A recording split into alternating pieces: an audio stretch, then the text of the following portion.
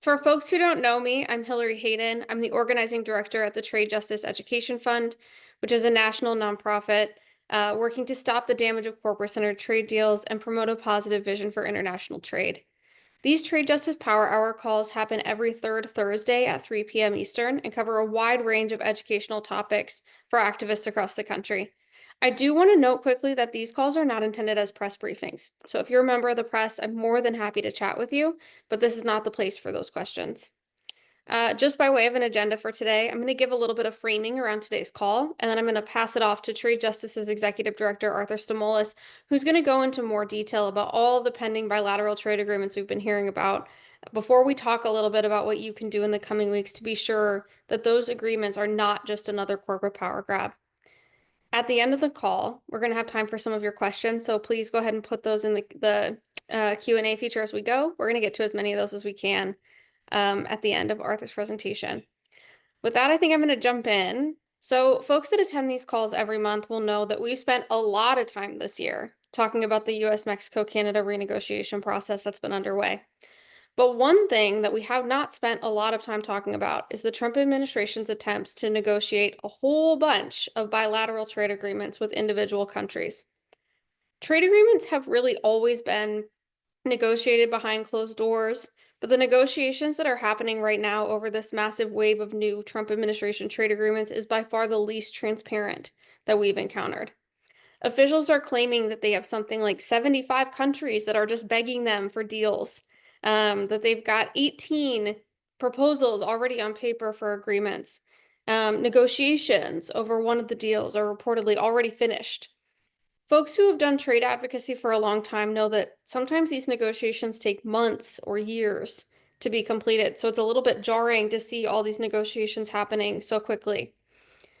We also know that the Wall Street execs that the Trump administration has put in charge of working on these deals are prioritizing a big wish list of new corporate giveaways in the agreements that they're apparently negotiating on every day, rather than prioritizing the kinds of standards that folks here would want. Labor standards, environmental standards, enforcement tools, provisions that would benefit working families at home and abroad.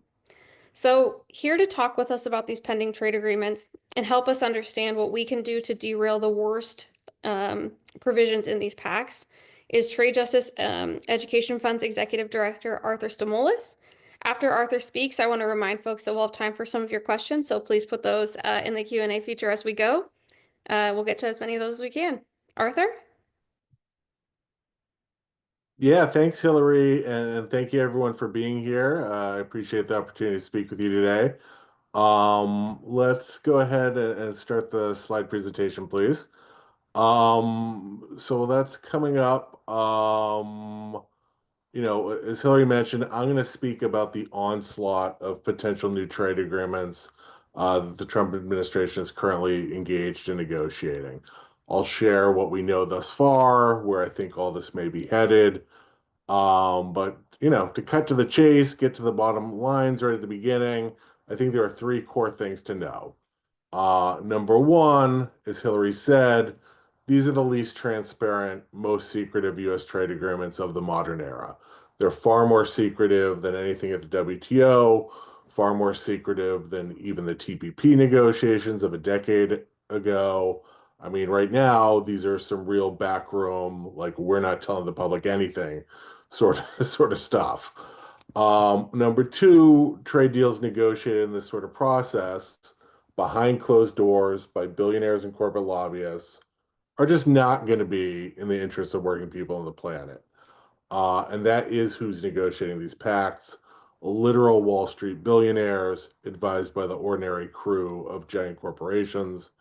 And number three, if we want anything different from the type of more of the same, corporate-driven trade deals that we've been saddled with for decades, we're going to need to get out there and demand change. We cannot let the Trump administration get away with its current course of action. So that's sort of the Cliff Notes version of today's presentation. Let's jump into the particulars. And if you could jump ahead to the slide that says which countries, please. Perfect. So back on April 2nd, so-called Liberation Day, President Trump announced he was imposing additional tariffs on about 90 countries. tariffs that went over and above both the regular tariff levels that have been in place for years, as well as above the additional tariffs that, Trump had imposed recently. As you know, Wall Street freaked out over that. The stock market plummeted. And a week later, Trump reversed his decision and paused those new reciprocal tariffs everywhere except for China. And then earlier this week, Trump dramatically scaled back the Chinese tariffs as well. At first, Trump himself was pretty honest about the reason for the tariffs pause, that Wall Street was flipping out, the major hits to both the stock market and the bond market. Big investors were getting yippy, he called it. Since then, though, the president and his administration have settled on another justification that the pause in tariffs gives them a chance to negotiate a new set of trade deals with other countries. And as Hillary said, they've claimed at various times 50 countries, 75 countries, over 100 countries have reached out seeking trade agreements aimed at permanently removing tariffs on those countries' exports. Whether or not that number of countries is inflated, we know that trade talks have been taking place at one level or another with the UK, India, the EU, Kenya, Japan, Korea, Australia, Argentina, the DRC, Vietnam, Indonesia, and likely others. In fact, White House Press Secretary Caroline Leavitt said last week that the administration had already received trade proposals on paper from 18 countries.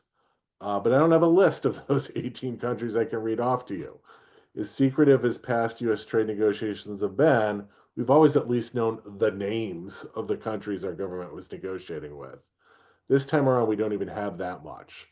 A few of the countries our government is negotiating with, we know because the president or his cabinet members have bragged about them during press conferences. Some we've heard other governments announce in their own countries. And a couple of countries, members of Congress have been notified about. But we don't actually have a complete list, and Congress doesn't even have a complete list. And in my experience, that's unprecedented. Part of this obviously is smoke and mirrors to justify the tariffs chaos. Trump claiming everyone is coming to me, everyone wants to make a deal with me because of my tariffs. But there are also actual trade negotiations going on too that will set rules for the global economy. And those trade negotiations could really impact our communities and communities around the world. Next slide, please. So, who's leading these trade negotiations?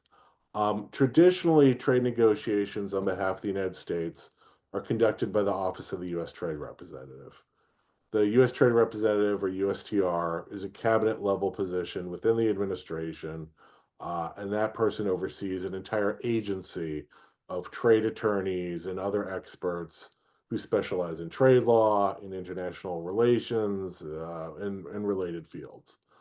So the current U.S. Trade Representative, Jameson Greer, who does in fact come out of that trade lawyer world, he is playing a key role in the trade negotiations.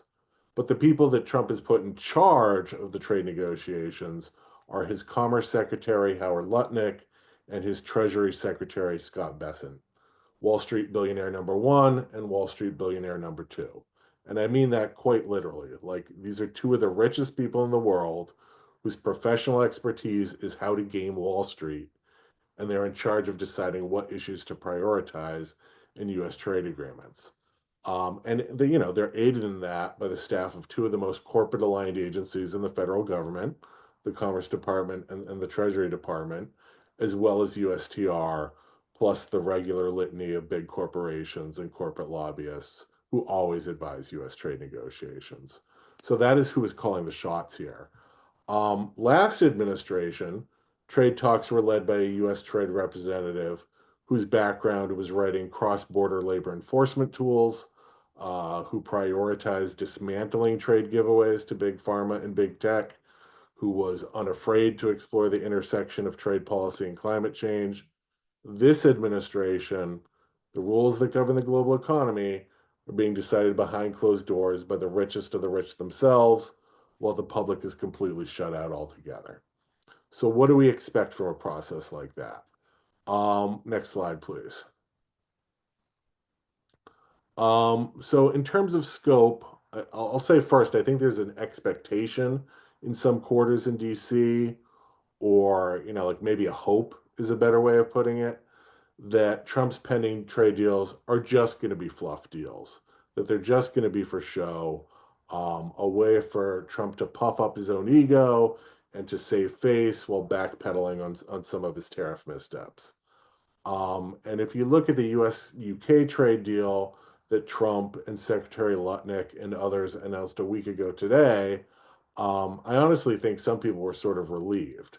Like, it was presented in the media largely as an agreement for greater market access for US beef in Britain in exchange for lower tariffs on British cars coming into the US. And I think for most people outside of those sectors, it doesn't sound like that huge of a deal. But what the countries announced last week wasn't actually a new trade deal. It was an agreement to begin negotiating a new trade deal. And once the press event was over and the administration got around to publishing the agreed upon outline of those future talks, what we see they're actually working towards doesn't sound all that great. Both countries confirm there will be a digital trade agreement, so something for big tech, exact details to be announced. Both countries confirm there will be a financial services component, so something for the banks, the credit cards, Wall Street, exact details to be announced. They plan to reaffirm the WTO's government procurement agreement, so doubling down on bans on buy American and buy local and buy green. There will be something on agriculture, which may or may not end up weakening food safety standards. The exact outcome of that likely dependent on how hard the British public does or doesn't push back. And you know what isn't mentioned? Labor standards, environmental standards, access to medicine, like obviously nothing on climate change or sustainable development. So nothing that would benefit working people on the planet, but definitely some new giveaways for big tech and for Wall Street, and potentially for other corporate interests too. Like, that is not the change in trade policy that Trump got into office promising working people, and it's not the template we want for this host of additional trade pacts coming down the pike. What they're proposing with the UK, I mean, not only does nothing to benefit working people, but it has the potential to make the current global trade regime even worse, both in and of itself, just as a US UK trade deal, and especially if expanded to other countries. So that's the initial information we gleaned last week on the UK front. I can tell you that we're also hearing that trade talks with the EU and Kenya are building off of earlier trade negotiations with those countries. Negotiations begun under the first Trump administration, and in the case of the EU under the Obama administration, those were out and out free trade agreements. So using those earlier talks as a template is as bad or worse as what we're hearing about the UK talks. We're likewise hearing that the India trade talks also have a very broad scope, that they're being approached as a full-fledged free trade agreement. And in terms of the India and the UK talks, at least, it's interesting to note that the Trump administration has conducted closed door briefings for key committees in Congress about them, going through the motions of what would be required of it, if fast track trade promotion authority were in place and the administration intended to eventually put these pacts in front of Congress for a vote. Now, is it actually going to put these in front of Congress for a vote? Like, we don't know. My point is, the talks we know the most about don't really sound just like fluff. They sound like legitimate corporate power grabs. Now, some of the countries I mentioned, South Korea, Australia, others, the United States already has free trade agreements with. And, I don't necessarily expect a top to bottom renegotiation of those existing pacts in their entirety, but that doesn't mean that corporations aren't pushing for new terms that would be extremely harmful, nor does it mean that we shouldn't be pushing for new terms that would be beneficial. And the same is true for new deals with countries like Indonesia, the DRC, Argentina, Vietnam, elsewhere. Whether these deals are full-scale FTAs or more limited in scope, or even something that gets unrolled in waves or tranches, they're still very deserving of our attention. So let's talk about why. The next slide, please.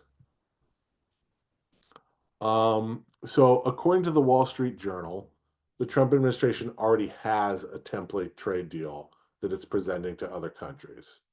And let's just start by saying if they do, they need to stop negotiations, publish this template in the Federal Register, take public comments on it. Like, we deserve the right to know what our government is pushing in our names. We deserve the right to advocate for changes while there's still an opportunity for changes to be made. That said, according to the Wall Street Journal, the template includes tariffs and quotas, non tariff barriers to trade, digital trade, rules of origin, and economic security and other commercial issues. So let's go through what each of those means. Next slide, please. So tariffs and quota rates aren't always the sexiest part of free trade agreements, but they really are the central part of them. We're talking about the US and other countries lowering tariffs and quotas, which ultimately makes it easier for big companies to move production around the globe to wherever is most profitable for them, which just so happens to typically be wherever workers are the most exploited and environmental regulations are the weakest. And note again, in the UK trade deal outline and in this reporting of the supposed Trump trade template, there's no mention of labor standards, no mention of environmental standards, no mention of labor and environmental enforcement mechanisms. That's bad enough with the UK. Are they then going to continue that precedent with a country like Vietnam, which markets itself as a low wage labor alternative to China? What about Kenya? What about the DRC, Indonesia, all these other countries?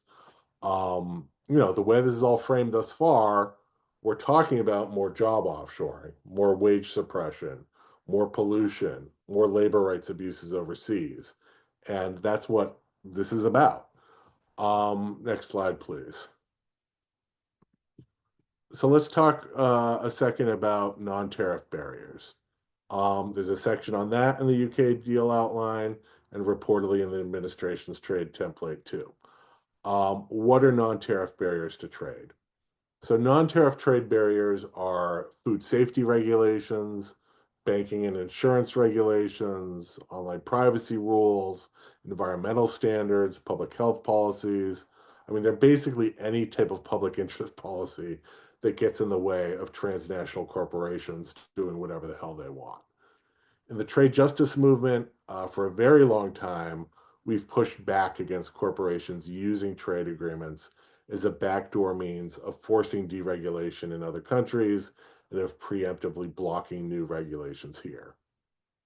As I mentioned earlier, during the Biden administration, we finally saw some backing away from the idea that public health and consumer privacy and AI oversight regulations are trade barriers rather than legitimate public interest policies.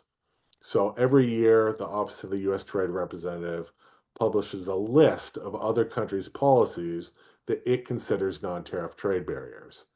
And after a lot of pushing by activists like yourselves, the Biden administration had started to scale back that list, saying, well, maybe access to medicine policies and maybe, regulations of big tech aren't the end of the world and aren't something we want to use US trade policy to try to quash any longer.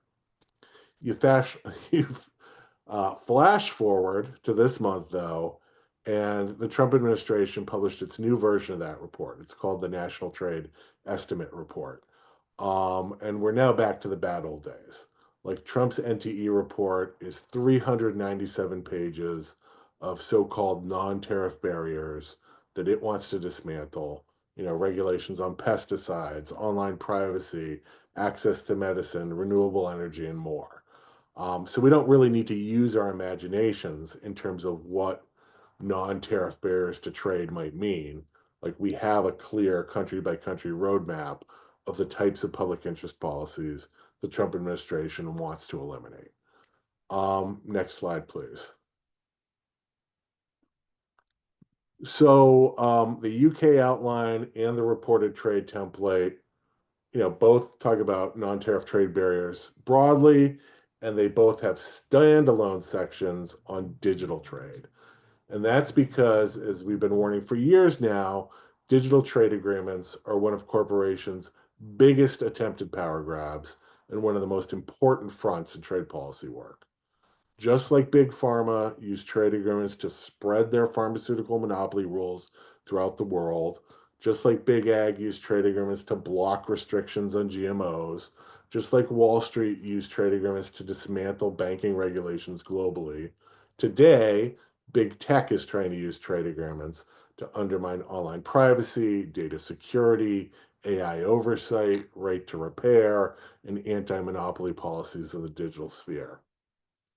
They want to be able to ship your personal data around the globe without regards to local privacy and data security rules so that that data can be stored and processed wherever labor is the cheapest and environmental regulations are the weakest. That's big tech's goal number one with digital trade rules. It's bad for your privacy, it's bad for your data security, it's bad for jobs and wages in the digital economy. It's going to accelerate the race to the bottom in service sector jobs, digital jobs. And goal number two is heading off future regulation of artificial intelligence, a policy restriction that's so dangerous. I mean, we can't even fully comprehend the harms it may cause yet. Like, who knows where artificial intelligence is going to be 10 years from now, 20 years from now? Yet we're going to handcuff public policy space, in these trade deals being negotiated in secret by the Trump administration today in 2025. The tech lobbyists know they can't do either of those things head on. As corrupt as Congress may be, they could never get standalone bills on these things through Congress. So instead, they try to sneak that agenda into trade agreements. The first digital trade rules of this type that were snuck into any major US trade agreement were enacted during the first Trump administration within the US Mexico Canada agreement, Trump's renegotiated version of NAFTA. After a lot of pushback, the Biden administration decided to withdraw similar US digital trade proposals at the WTO and in other trade negotiating venues. But, that major win we achieved is in jeopardy today. And if you look at the latest NTE report, it's clear we're going to need to fight back hard to prevent the Trump administration from expanding digital trade giveaways in this new wave of trade agreements. I'll say the most definitive language in the UK trade deal outline is that there will be a digital trade agreement with the UK. Like many of the other sections use slippery language, like parties intend to do this or that, or parties plan to discuss this or that. On digital trade, it's both countries confirmed that there will be a digital trade agreement. So we need to be ready. Next slide, please. Real quick on rules of origin. Rules of origin are the standards about what percentage of the components of an assembled good need to be made in the country for the finished product to qualify for duty-free access under a trade deal. I know that's a mouthful. If you think of something like a car or an airplane or, a laptop or a wind turbine, like certain parts are coming from all over the world. Can all of the parts of something like an SUV that's assembled in a country we have a trade deal with come from third party countries we don't have trade deals with and still qualify for duty free access? If the number's not all the parts, like can 75% of the parts come from third party countries? What about half of the parts? What about a lower percentage? Whatever that number you come up with for a given product type, that's your rule of origin. And in general, we support strong rules of origin. You generally don't want a trade agreement to become a backdoor way for third-party countries that aren't part of the deal to slip their products into the United States or vice versa. And we expect the Trump administration will push for strong rules of origin, but strong rules of origin make the most sense when there are strong labor and environmental standards in place and being enforced. Strong rules of origin require countries to ensure a greater percentage of goods that are traded internationally are traded under the standards set by your trade agreements. But if your trade agreements don't have any standards, the benefits of that are obviously diminished. And next slide, please. So the one other area mentioned in the Wall Street Journal's reporting about the template trade agreement is economic security and other commercial issues. That's obviously very broad. It's very vague. I'll share one educated guess as to what it might mean.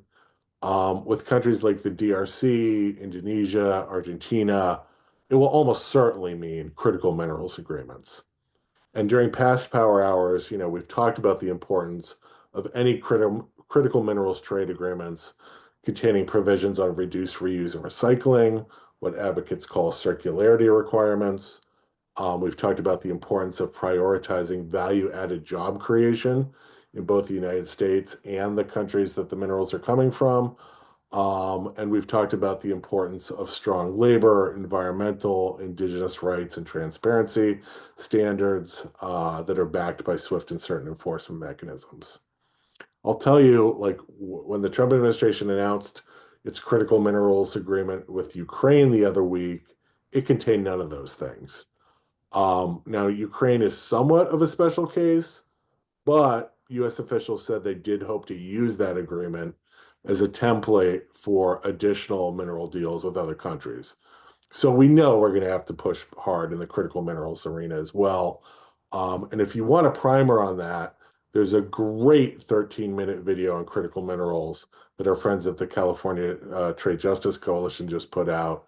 You can watch that at the website criticalmineralsjustice.org. And, if you want to arrange a screening of that video, in any meetings you've got coming up, just let me or Hillary know. We're happy to help arrange that with you. Um, Besides critical minerals, economic security and other commercial issues could include, everything from grift and graft, like special deals for Trump trade officials, their family members, their political allies, to, potentially non-trade related items like deportation agreements. Because of the secrecy involving not only the negotiations themselves, but even the individual countries that are being prioritized, it's really hard to say with any degree of certainty, like what miscellaneous items could be under this catch-all category. Next slide, please. So starting to wrap up here, let's talk timeline. Traditionally, U.S. trade agreements, even bilateral agreements, have taken years to negotiate. President Trump has said if he were doing the negotiations, it would take him one day to get these deals done. Now, obviously, it's going to take a lot longer than a day, but some of them could be done within months, which is extraordinarily fast for trade negotiations. And we also need to be on the lookout for an even faster timeline for more of these Oval Office press conferences in which trade deals are announced that are really just outlines of trade deals that are still being negotiated. And this rushed process, this backroom process, it obviously takes power out of our hands. It eliminates what, as insufficient as they had been, were the minimal opportunities for public participation that we had during past trade negotiations. Official public comment periods, stakeholder days at the negotiations, online listening sessions. The public has been completely eliminated from the equation by the Trump administration thus far. And we cannot let that continue. We cannot let Wall Street billionaires and their cronies be the only ones dictating what will and won't be in these pacts. So we need to drag this process out of the shadows. And last slide, please. So how do we do that? How do we drag these corporate vampires who are feasting on the blood of workers, feasting on the blood of our planet? Like, how do we drag them out of their castles and out of their crypts and expose them to the light of day? One way we do that is by demanding that our elected officials get us access to this new Trump trade template and get us access to the 18 country-specific trade proposals that the administration claims it has already collected on paper.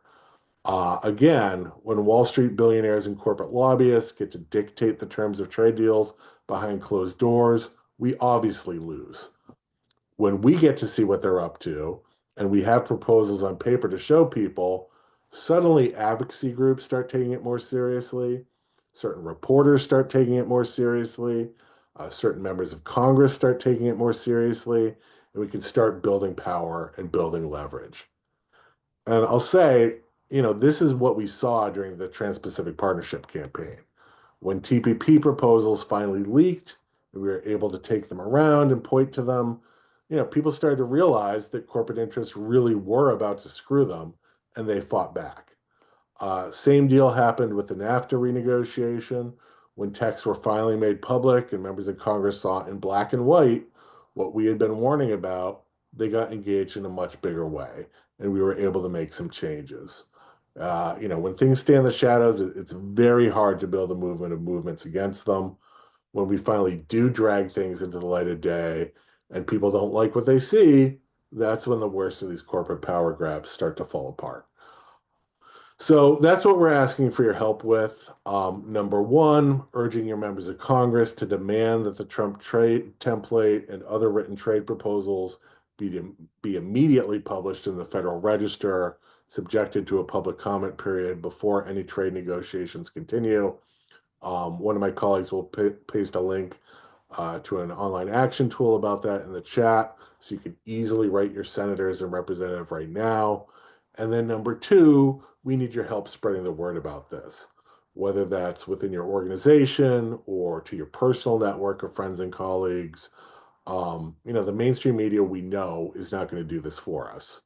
Neither of the major political parties, unfortunately, are going to do it for us either. At least not until they understand that there's a bandwagon for them to get in front of.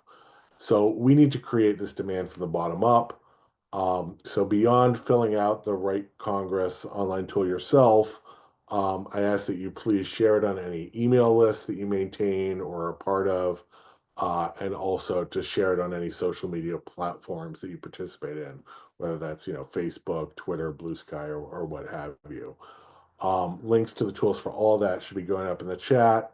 So please take action like right now if you're at all able. And Hillary, I know, will share the action links with y'all in a follow-up email later today or tomorrow, so that you have them handy if you can't access the chat right this second. And I think with that, let me just pause and take any questions or comments.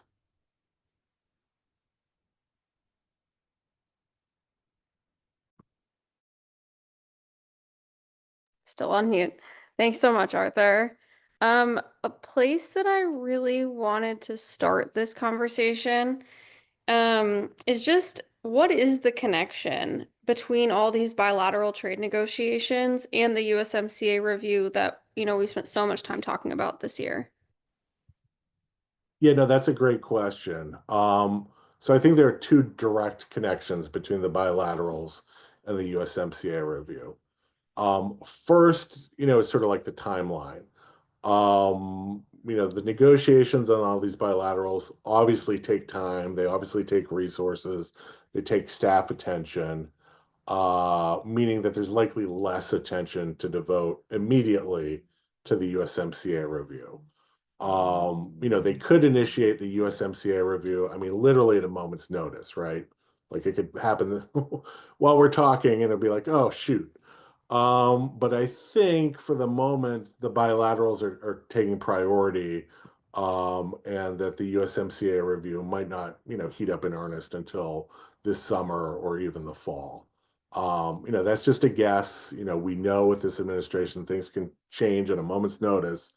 But my guess is we do probably have a little more time to continue building a base and preparing for the USMCA review, which is a really good thing. Like we need more organizations and individual activists and members of Congress to get on board with a progressive agenda for the USMCA review. And so having time to build that base is really, really useful. And I appreciate all the work people are doing to reach out to organizations and members of Congress and others about that. It's making a big difference. The second way that these bilaterals impact the USMCA review, I think, is the reaction that the administration sees from Congress and from the public, both to the policies the administration is pushing and to the process that they adopt. Fortunately for us, the USMCA review, is guided a bit by implementing legislation that was passed by Congress. So there is some minimal congressional consultation and public consultation that needs to happen as part of the USMCA review. But, if the White House sees that they can get away with none of that, with this UK trade deal, with its other trade negotiations, expect them to try to see what they can get away with the USMCA. And again, beyond the process, like if people aren't raising hell over their big tech giveaways and their other corporate giveaways, if people aren't raising hell about the lack of attention to labor rights or the environment in these other trade negotiations, expect them to follow suit in the USMCA renegotiation too. Okay, that's helpful information. A lot of helpful information. I want to remind folks to put questions in the Q&A feature for Arthur. Arthur, a lot of questions that kind of piggyback off of some of what you just said, but questions really in the vein of, what are the current laws regarding congressional oversight over trade agreements? I know at one point we had fast track, which is super duper imperfect, but there were these moments for congressional notices and that kind of thing. And then also if there are any members of Congress that are pushing back at this point on any of these negotiations, or if it's just all quiet. Yeah, no, those are great questions. So under the US Constitution, Congress is supposed to regulate commerce with foreign nations. Over the generations now, really, Congress has ceded more and more of that authority to the executive branch. Um, my sort of view is if a trade agreement requires immediate changes to US law, that Congress likely will get a vote. The question is if the trade agreement just sort of handcuffs future policy decisions, but doesn't immediately require rolling back any US law, will Congress get a vote in that instance too? Congress should, in my view, Congress should demand a vote, but Congress needs to take that affirmative action and actually do that. Under the USMCA review, there's implementing legislation that does require a public comment period, that does require the administration sharing certain information with Congress.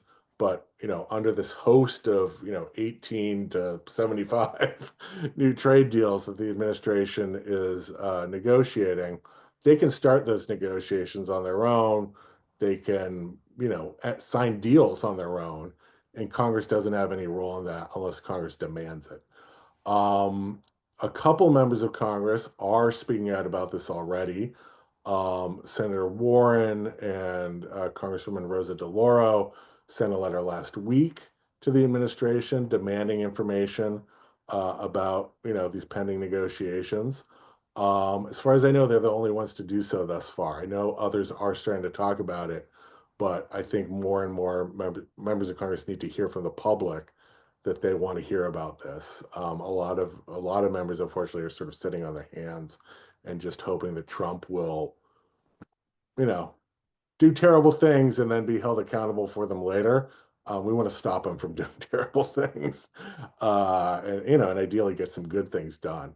And we're going to need to push to make that happen. Super helpful. Um, so one question. Trump campaigned, right, on rewriting US trade policy, that he was going to fix the global trading system, he was going to rewrite it all, and it was going to be better. What do you say to people who say, well, he's just keeping his promises?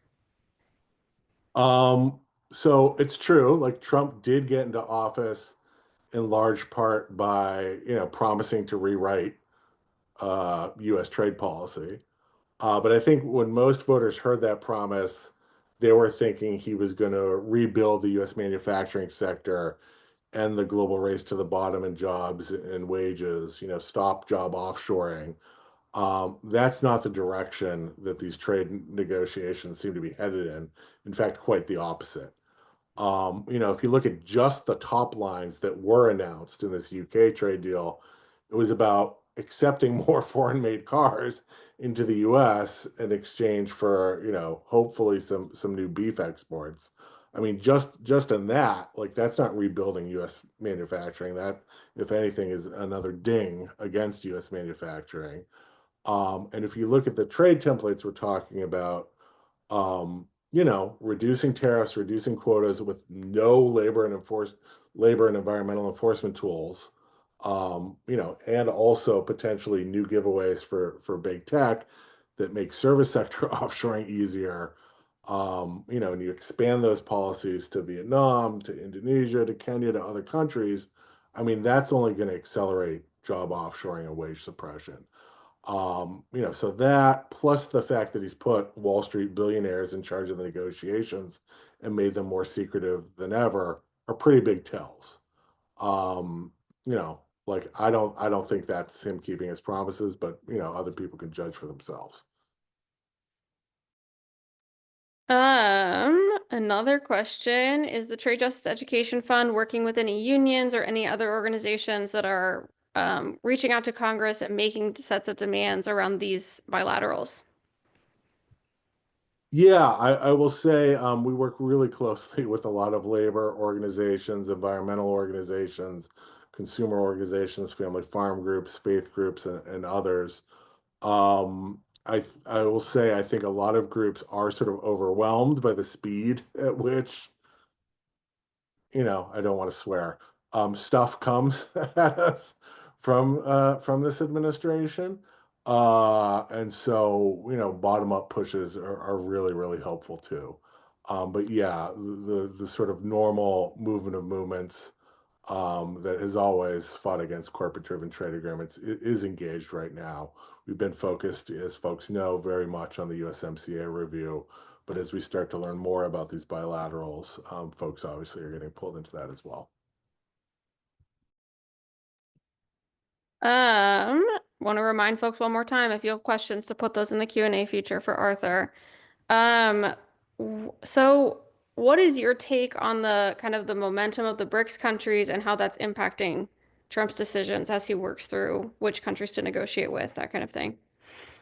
I don't know that Trump is really taking that calculus into mind, directly at all. I will say that the India deal seems to be one of the most the substantial negotiations that we've gotten wind of. That they actually are negotiating, supposedly in a wide range of areas.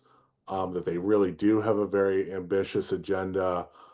For folks who've done trade organizing for a long time, India has one of the most developed generic medicine industries in the world. They've often resisted very strongly some of the worst aspects of what the U.S. has pushed, and the European Union and other powers have pushed in the trade regime. So it's somewhat surprising, in terms of that arc of history, that India would be one of the first.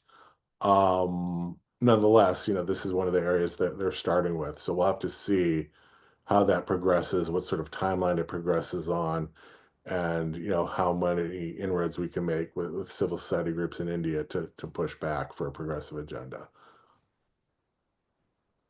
This is kind of also piggybacking off of that question, but or your answer to that question, but what kinds of like international nonprofit networks or other advocacy folks, like are there folks on the ground in some of these countries that are also pushing back on the negotiations? I know that that's true in the UK, but I don't know the details of it. So curious what you have to say about it. Yeah, so with the UK deal, which again was announced last week and isn't actually a deal, it's an outline on what they're going to get negotiate moving forward. Yeah, we've got our counterparts in Britain that we've worked closely with on that. We're in conversation with international partners around the world. There are various networks like Citizens Trade Campaign in the United States, in a lot of other countries that we coordinate with. I think many are still sort of like waiting to see how serious these pacts are. Much like, some members of Congress hoping that this is just sort of fluff and might blow over. I think some folks are in the same boat. As people learn more and more, they get angrier and angrier and more engaged, as we know from our British colleagues, thinking they had won these fights years ago and now realizing, oh, no, we got to start all over again. That's really helpful. I know that in so many moments as I've been working on trade related stuff, like the international relationships have been really important, and figuring out what all those pieces look like has been really, really important. I think I'm shocked to say this. We're on like the fifth power hour in a row where I haven't been able to get to all of the questions, but I think we got to everybody's questions today. So we're gonna leave the Q&A there for right now. I want to give Arthur a big thank you for joining, for talking us through all of these pieces. I know there's a lot of pieces, moving pieces all the time, and a lot of news that folks are getting, every day as things move. Yeah, thank you, Arthur. You're getting lots of love. So I want to remind folks that you're going to get a follow-up email from me.